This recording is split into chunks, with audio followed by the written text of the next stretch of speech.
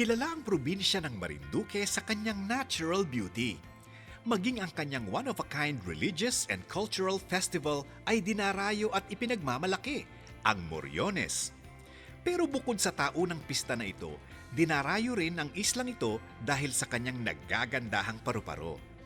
Butterfly capital kasi ng Pilipinas ang lalawigan ng Marinduque. Sa katunayan nga, meron silang sariling festival para sa kanilang butterfly industry. Ito ang Bila-Bila na ginaganap tuwing Disyembre. 70% ng butterfly export ng Pilipinas ay galing sa Marinduque. Umaabot ng 100 milyong piso ang halaga ng butterfly exports. Pinapalawak ng Marinduque ngayon ang kanyang reforestation project. At kasabay nito, iniengganyo din ang mga taga rito na pumasok sa butterfly business. Pwedeng mag-focus sa negosyong live butterfly release at sa preserved butterfly decors. Ang live butterfly release ay karaniwang ginagawa tuwing wedding reception. 2,000 piso ang karaniwang bayad sa live butterfly release. Ang kwadrong ito na may preserved butterflies ay pwedeng maibenta ng mahigit 1,000 piso depende sa market at species ng butterfly. Paalala lang ng mga gumagawa nito, hindi nila pinapatay ang mga butterflies bago nila ilagay sa kwadro. Bagkus, dahil 1 buwan lang ang lifespan ng mga paru-paro, pinipreserve nila ang kagandahan ng mga ito para makita pa rin ng mga tao ang kanilang ganda.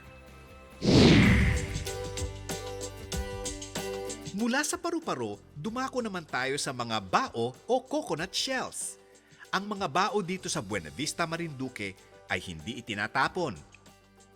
Manapay ginagawang palamuti para pagkakitaan. Tingnan nyo nga naman, pwede pala itong gawing coin purse, lampshade, bags, keychain, at iba-ibang house decors. Ang mga ginang na ito ng Buena Vista ay nagsama-sama para gumawa ng coconut shell products. Sa tulong ng isang NGO, nakabili sila ng mga gamit na mas lalo pang nakapagpaganda ng kanilang produkto. Ang bao ay pinapakinis, kinakat, minamarkahan at dinidrill.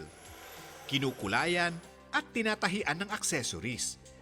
Kayang gumawa ng mahigit 20 coin purse ang mga ginang ng Marinduque sa loob lamang ng 1 araw.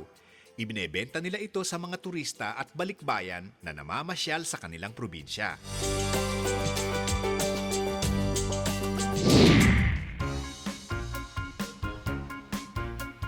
Isa rin sa paboritong pasalubong ng turistang pumupunta sa Marinduque, ang uraro o arrowroot cookies. Isang uri ng root crop ang arrowroot o uraro.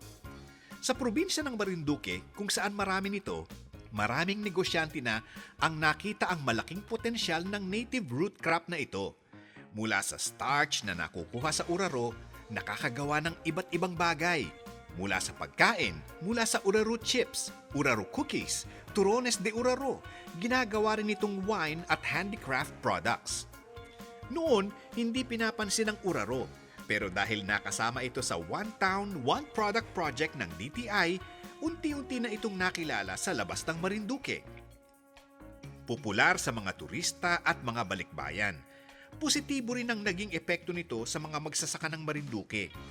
1,000 pamilya ang nabibiyayaan ngayon dahil sa uraro cultivation. Rich in fiber ang starch na nanggagaling sa uraro. Mataas din ang alkaline level nito kaya mas magandang alternatibo sa arena. Ang uraro products tulad ng cookies ay mabibili sa price range na 200 hanggang 250 pesos kada box. Kung nais nyo raw pasukin ang ganitong negosyo, ay pwede kayong magsimula sa retailing. 5,000 piso ang puhunan para rito. Pwede kayong mag-ROI sa loob ng 1 hanggang 2 linggo. Pero kung sa manufacturing kayo tututok, 200,000 pesos ang initial investment at 1 taon din ang projected return of investment. At yan mga kabayan ang probinsya ng Marinduque, mayaman sa turismo at pagnenegosyo.